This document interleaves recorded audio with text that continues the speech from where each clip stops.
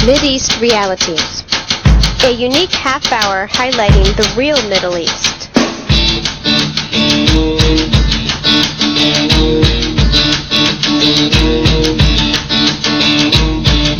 It is a program of information that government and media often misrepresent or just don't want you to know.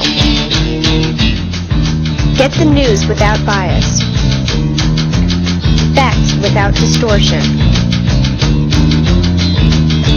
And most importantly, analysis from the experts.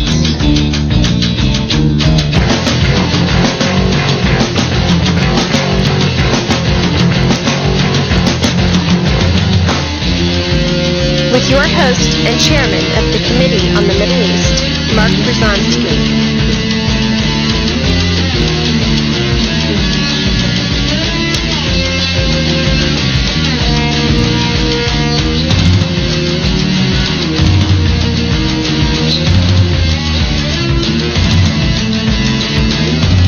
Each week, this program will feature an interview, discussion, or an event to help viewers understand the complex situation in today's Middle East, and especially the realities of U.S. policies toward that crucial region of the world.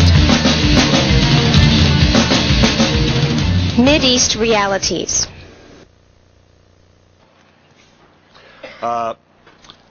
Mark is a graduate of Lawrence in what state?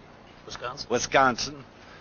When he graduated around 1969, he was awarded a fellowship, and he took that fellowship and earned a law degree at NYU. Later, earned his master's degree in international affairs at Princeton. So he comes to us as somewhat of a scholar. I say he is a scholar. He has been the guest of any number of countries in the Middle East, including Libya, Saudi Arabia, and the PLO, the Palestine Liberation Organization. He's been a consultant for the National Geographic Society and the Congressional Quarterly. He has made over 150 visits to the Middle East, and I don't think I've been to Elm Grove that many times. He has rubbed elbows with the likes of Anwar Sadat, Yitzhak Rabin, Yasser Arafat. He is the founder, I'm going to read this part, he is the founder and chairperson of the Jewish Committee on the Middle East, called JCOM, an organization of independent Jews, including professors at over 175 universities.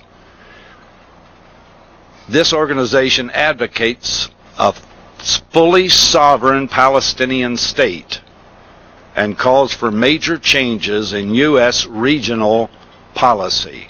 Here we're talking about an American Jew who wants the Palestinians to have their own country. Mr. Brzezinski currently hosts a half-hour TV program, Mideast Realities, which is shown weekly on all the cable systems in the Washington, D.C. area.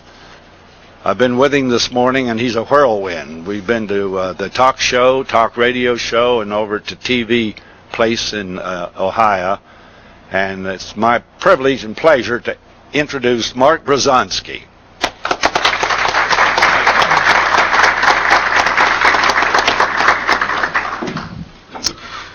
Mike, thank you very much, and Marilyn and Bob Grindley, thank you very much. Without you, I wouldn't be here. Good afternoon. Can you all hear me? Turn the mic up. You got to get right into that. All right. Is that better? All right. Thank all of you for inviting me to Wheeling this afternoon, and thank you for coming to hear the remarks that I'm going to give you. I would prefer not to lecture to you. I'd rather speak to you and leave some time for questions and answers. But I'm also not going to be very entertaining. Unfortunately, the subject that I'm here to speak about is a very serious subject. I'll be only with you this one day. Mark, we can't hear you.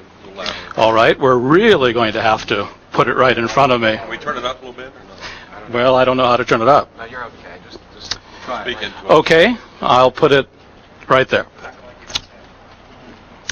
It's a very serious subject, and I guess I'm a very serious guy, so there aren't going to be very many entertaining remarks, and I hope you'll bear with me for the next 15 or 20 minutes, and then I hope there'll be some time for questions. Maybe this will also be a provocative day, because I say provocative because the differences between what most Americans have come to think about the Middle East, this is based on the limited and biased information that's available from the media, the misleading information that's given to us by our elected leaders, and frankly, the deceptive information that comes from various interest groups that want to propagandize all of us. The differences between all of this and the actual happenings in today's Middle East are very considerable. So rather than being entertaining, I hope I will be informative.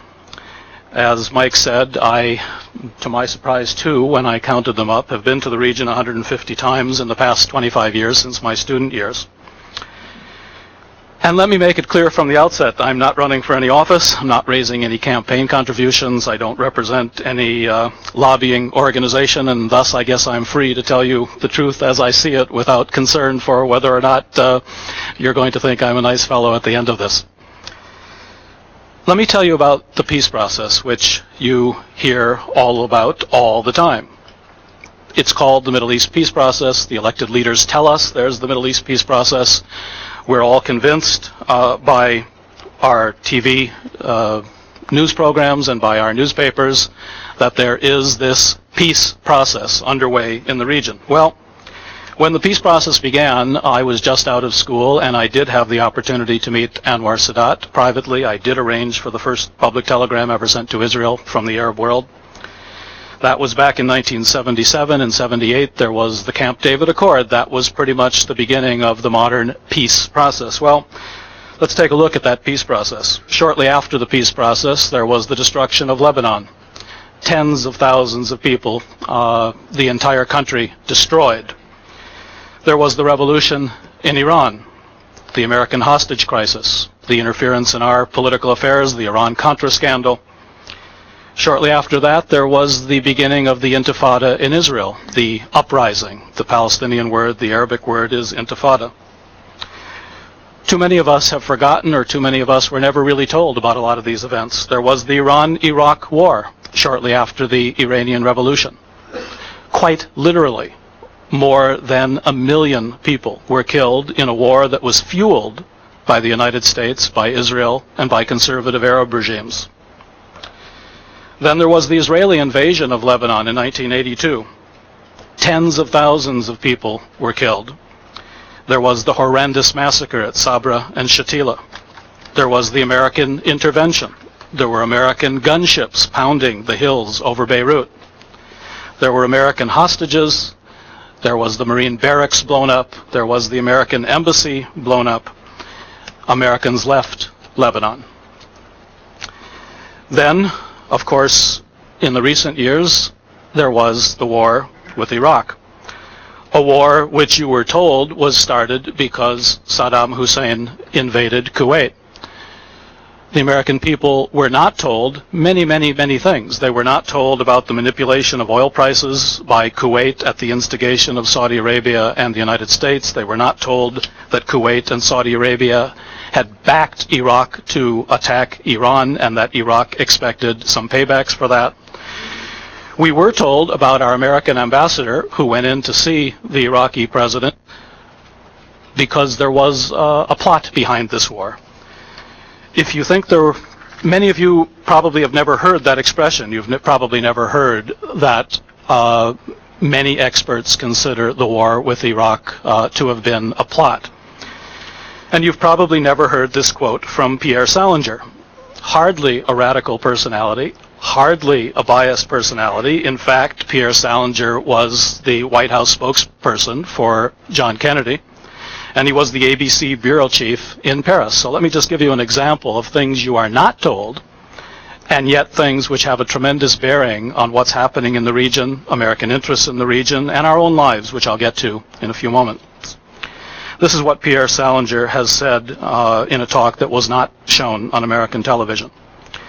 The Gulf War was the most interesting piece of reporting that I did, because it came out with a story that the press didn't tell the American people, that the Gulf War was absolutely unnecessary. I mean, it was a plot. George Bush decided he wanted a war, and George Bush decided to tell Saddam Hussein to go ahead and invade Kuwait. Now, I could elaborate on why George Bush did this, but right now I'll just finish the quote. Back to Pierre Salinger. The interesting thing about all of this, is that I've written it in a book that has been published in this country, except that not even 1% of the Americans even know that the book exists. And it's interesting because in Europe, it sold millions of copies. And in the US, it probably has sold about 25,000 copies. But it explains all the things that went on before the Gulf War took place, and it explains to what extent it was unnecessary for that war to take place. Back to the peace process, back to what we are all told is a process that is bringing peace and stability to the Middle East. In the war with Iraq, the Iraqis lost somewhere around 500,000 people. Their country was destroyed. One of the most progressive countries in the region was reduced to a country going back 40, 50 years in time. Since that time, over 500,000 children have died. These are not my figures, these are the UN figures. Over 500,000 Iraqi children have died, malnutrition, lack of medicine, starvation, because of the sanctions that were imposed on Iraq by the United States. Continuing with sort of an exploration of what the peace process means to the people of the Middle East. In Algeria, there's near revolution, when populist Islamic nationalist forces won democratic elections. The United States and conservative interests in the region encouraged a military government.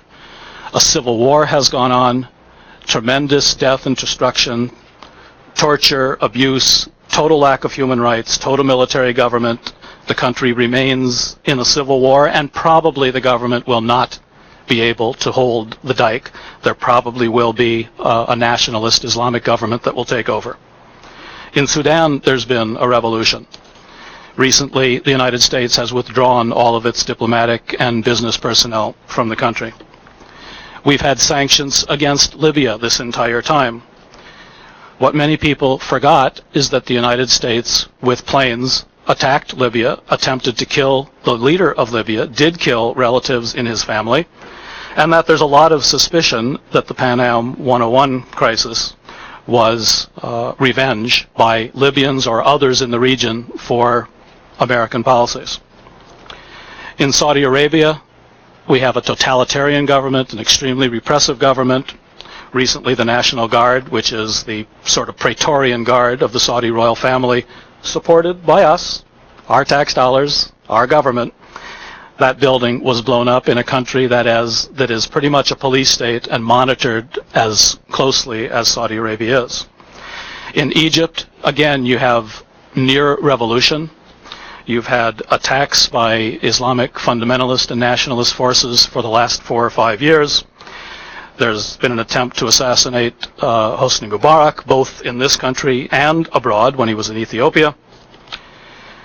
In occupied Palestine, you've seen the rise of Hamas, the rise of suicide bombers. There weren't any suicide bombers when I first started going to the Middle East, and there wasn't much violence or murder in the country of Egypt either. Things have changed tremendously. This is a reaction. It's not something that has just happened. It's a reaction to what's been taking place in the region, the policies that are being pursued by the country that has the greatest control over the region, which is, of course, our own country.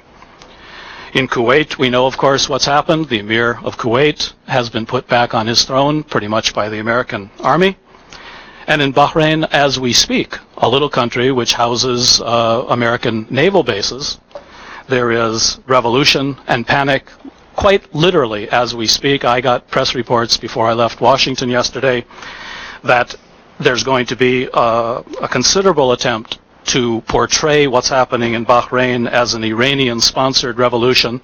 The purpose of portraying it that way is because if the Bahraini royal family is going to be pushed out, the perception in the region is that the American military is going to go to its defense. Right now, of course, the CIA is going to its defense, but we may actually be militarily intervening. Well, all in all, some peace process.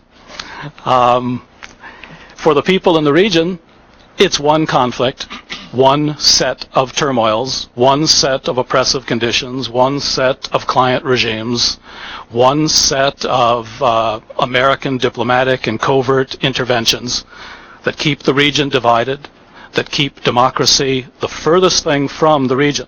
American political leaders may speak of democracy, they may speak of human rights, but the realities in the region are exactly the opposite. We support the most repressive client regimes, the most repressive dictators. Saddam Hussein, by the way, was our pal for a period of years. We were working very closely with him. In fact, we were telling him that we wanted to have a closer relationship with him. That was April Glaspie's job in Baghdad, up until what happened with Kuwait. Well, you can rightly ask me, so what? We've got a lot of problems here at home. We've got a lot of problems. I'm sure you have problems here in Wheeling. I can tell you for sure we got lots of problems in Washington, D.C. Why should we all be so concerned about this? Well, that's a harder question than going through the litany of what's been going on in the region and why the peace process is a term but not a reality. Of course, there are issues of basic justice and human rights. We as Americans take a certain pride in being for justice, being for human rights, being for democracy. That in itself, the hypocrisy of American policies in the region, the duplicity of those policies, should be enough of a reason in itself that we should be very concerned about what our country does in the Middle East. But there's also a cause and effect. And that cause and effect isn't felt necessarily from day to day. It's felt from year to year, sometimes from decade to decade. Let's take Iran, for instance, because many people may have forgotten or may never have known. In Iran, there was a revolution in 1953. It was a fairly liberal democratic revolution of intellectuals, of secular people. That revolution was undone by the CIA. It's in the history books. The CIA takes a great deal of credit for it. I have met people who were in that revolution, who were in the CIA and who undid that revolution. We put the Shah back on the throne. For the next 20 years, the Shah ran Iran, our strategic bastion at the time. He ran it with a terribly repressive hand, a terribly torturous hand, and by the time the revolution came about in the late 70s, the only forces left standing were the extremely radical, extremely anti-American, the forces of Ayatollah Khomeini. Those forces declared the United States the Great Satan, and after a generation of repression at the hands of the United States, they chose that particular slogan. Then we remember the hostage crisis, we remember the Iran-Contra situation, we remember that Jimmy Carter probably was defeated, at least to some extent, because of the foreign policy issues of that time. So these things come back to haunt us. Not to mention, look at the state of our capital. When I moved to Washington, right out of graduate school at Princeton, you could go down to the State Department, pull out your ID, they'd call upstairs, and if you had an appointment, up you went. Now, there are barricades all over the city. Pennsylvania Avenue's been closed. The Congress is a fortress.